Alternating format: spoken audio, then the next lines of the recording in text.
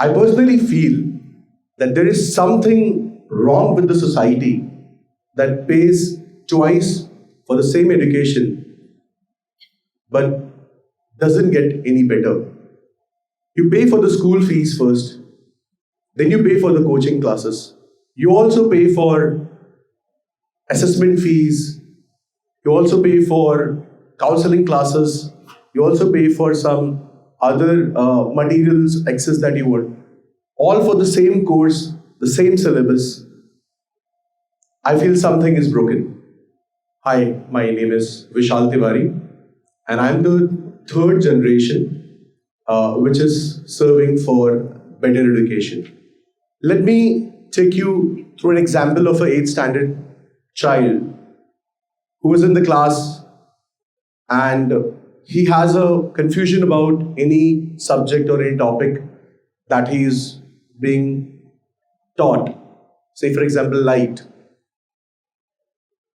In earlier days, if he was facing that challenge, he would reach out to his parents or an elder brother or a sister or a neighbor, maybe who was educated enough to guide him for that.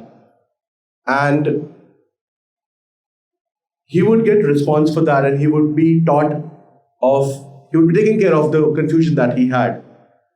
I think that was remedial education.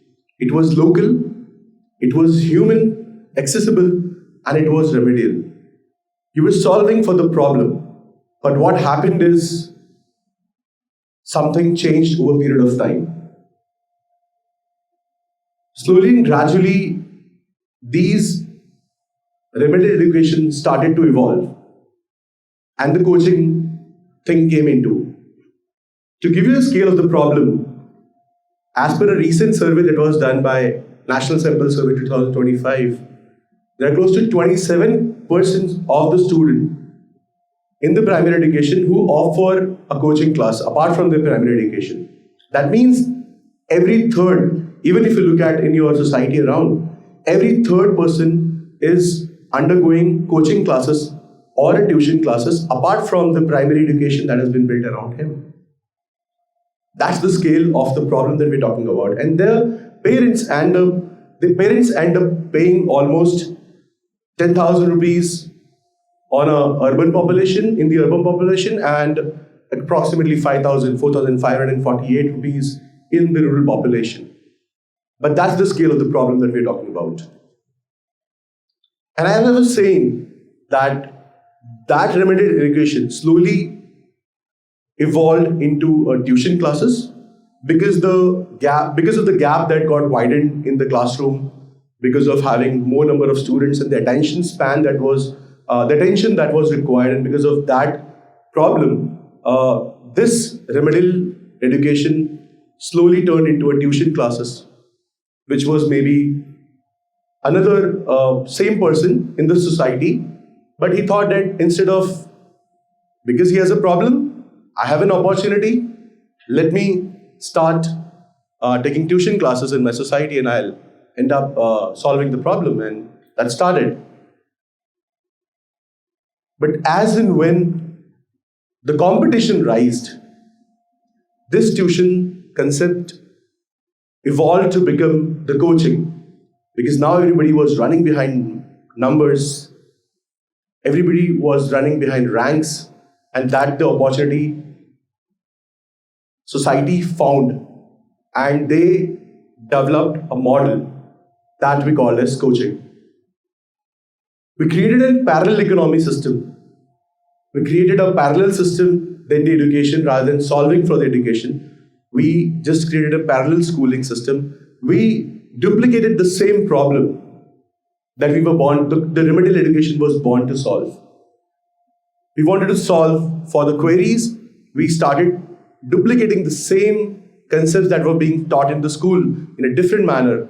I remember in my 12th standard was the only time that I took coaching, all because of the pressure that if you go to the coaching classes, might be you will be able to score better. And I felt FOMO, that everybody else was going into coaching, let me also try, maybe I'll score better. Through my experience, I came across that I was confused between the rat race that had to follow. I had chapter number 1 was being taught in the school, and my tuition classes would teach chapter number 10 because it has more weightage in terms of exams. I thought in the school that I'll study chapter number 1. Maybe I can avoid a couple of concepts because I can cover that in my tuition classes. I thought I would do that. Just like today, kids in the classroom think that, okay, I might skip this session and I may not pay attention to the session. I can go back and, do a Google and do my stuff, but that time never comes back. Same, you went to the coaching classes and then you thought that, okay, I'll cover this up later on. And in this whole thing, you got confused methods and a lot of other things that kept happening. So the system duplicated the same problem it was born to solve, and redundancy kept on happening. Yes, the scores have gone up. The marks have gone up. The cutoffs have gone up. In fact, nobody is happy with the 100% today. Most of the people want more than 100%. You should give your more than 100%. You should give 150%, 200%. That's because of, I see that as a cultural problem of the society. But on the parallel side, if you look at, these have gone up over the period of time. But if you look at on the other side, understanding the problem, application of knowledge, curiosity of solving for things, has application of the knowledge that you have received, all of that is going down. That has been compromised against the rat race that we want to follow. And so we thought that we would solve the problem, but we just scaled for the problem. We didn't fix the engine, we just added more fuel to it. There was an opportunity that came in the way. When EdTech came into picture, and there was a time when the world thought India would solve for education. A unicorn was built from India. They did amazing stuff. There were a lot of companies that went global from India with the hope that they would solve this problem that existed in the market. But unfortunately, we did miss that opportunity. Instead, what could they would have done? By collaboration, they choose competition over that.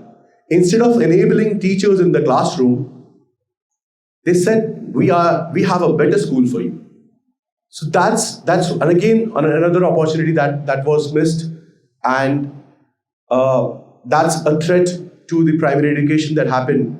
The student thought that, okay, they can go ahead and subscribe to a channel, and for God's sake, here again I have a very important thing to address. Knowledge is not about passing on the information. I think it did solve the problem of creating and engaging information content. In those times, they did not solve for the education.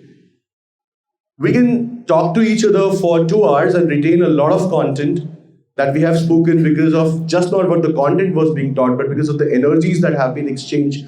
Your learning is not because of the intelligence of the content, but also because of you are involved in an environment and the energy gets transformed from one person to another person. And if we think that just building apps, contents, and everything will be able to fix the fundamental problem of education, I personally think that that's not the direction. That's not the way we'll be able to solve the problem of fixing the right education for the growth of this country. And I think that's, again, a miss that we have done. And the ultimate cost. Who bears this entire cost? Of the school. Because now school wants to make sure that it stands in the market, and they want to fix this problem and stand in the market as strong as they can. Coaching is also having an expectation because they also have to publish the ranks that the students have got. They would focus on the one child that can get him an AIR 1. They would break the classes into batches as per their competency, not as per their learning capabilities and the problems that they want to solve. And then there is an expectations of everyone around the society. The redundant education system, the pressure is all confined and it is all borne by the student. In his mind, it's an exam hall. It's all the time he knows that he'll be judged for his performances. And in this pressure, he does not go and discover himself or herself. In this entire rat race, I think one big thing that gets missed out is when does the student discover himself or herself? And that's what we also have experienced while dealing with a lot of students. When it comes to introducing themselves, which seems to be the most simplest of the questions in the world, it's so difficult for them to tell who they are. Because all the time they have been chasing things that are different. So it's the student, it's the child who bears the ultimate cost. And I think all of us as a society are responsible for this because we have put that pressure on the child. We do not have a nurturing mindset that we've just sown the seed. We have to just nurture and the plant will grow itself and it will do its own job.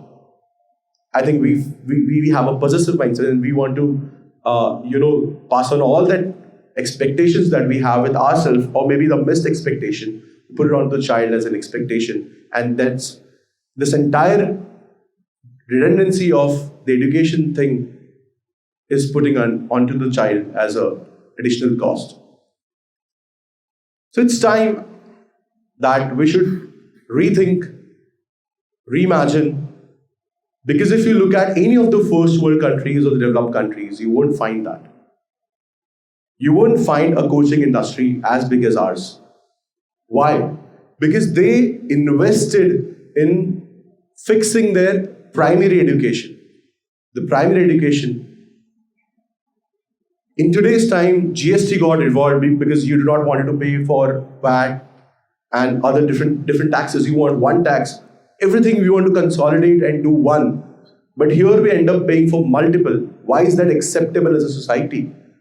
So I think that we have to fix the foundation and as quick as possible, but the society has to come together for that. And in my own opinions and my own experiences, I particularly think that the model that I'm going to talk about after this is a kind of a solution where we can start at least. And this problem is so big enough that even 10 companies or multiple companies or multiple brands come in and solve this problem, it will still take a lot of time to get there. And hence I want to share this on an open platform that let's work towards solving this problem. Let's fix the foundation first. So I have a proposal of a new model for Bharat, which is more democratizing the education. We have enjoyed the services of democratization in different other sectors like Ola and Uber, on-demand services. We have enjoyed services of urban company. You just want a help for a day, that's it. You pay for that and get it. It's time, I think, we can go back to our roots, which was already there. The remedial education was already there. It's just, it needs to be framed in the world that we are looking today. And the problem is, the solution is there. So here I think that coaching should be instead consulting. So now let's go back to the same child in 8th standard who was studying Light's example, and he thinks that he's struggling. Instead of having only one option that otherwise in the whole time coaching kara do, and you go to a coaching and but you would not go to the coaching and ask, sir, Light wala chapter padha do. You would go ahead and tell, sir, iske marks अच्छे final में आ जाए. So थोड़ा fast forward coaching so that they can cover the whole chapter in those 2 days. It's never, the child does not ask for that entire thing. It's you, because you want the end results to be in that manner.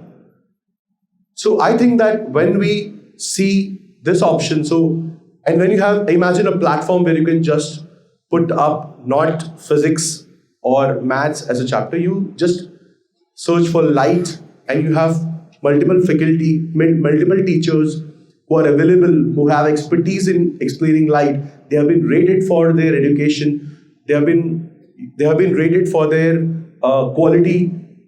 And you choose, okay, maybe this I can spend and maybe the light chapter needs just 2 hours of time. You just pay for those 2 hours or 2 sessions or 3 sessions, whatever is required, and you're free. If you like it, you go ahead and if you like it, you can maybe go ahead and have another when the child needs it, not when you. And because of that, what is happening is the student lost its interest in self-learning, self-discovery, because he thinks that I would get solution to something. Instant gratification is there in those things. My parents would take care of my problem. In fact, in a longer term, it has led to that all the decisions that student wants is being taken care by somebody else and not the student, the child himself.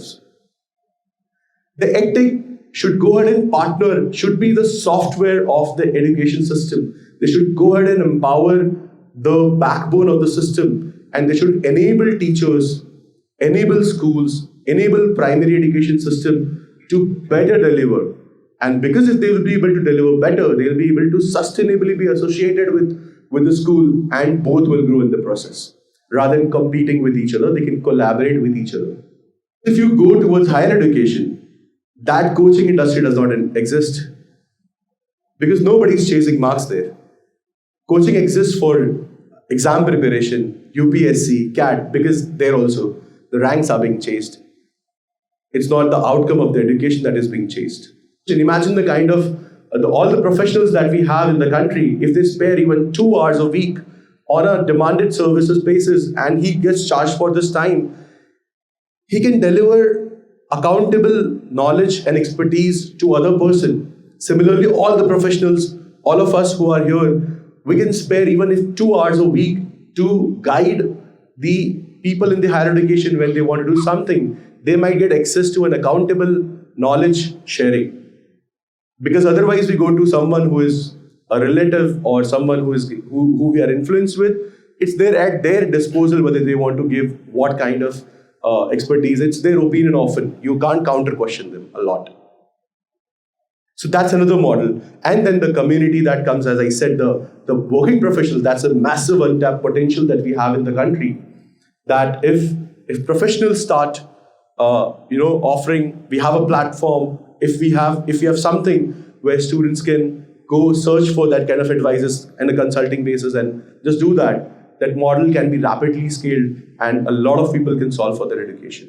So I think if all four of these come together, we can rapidly evolve in terms of education and we can develop a better Bharat, a better country, because if the same problem continues to exist and in the way other cities are growing, it will become a burden soon. It's already, the signs are already there.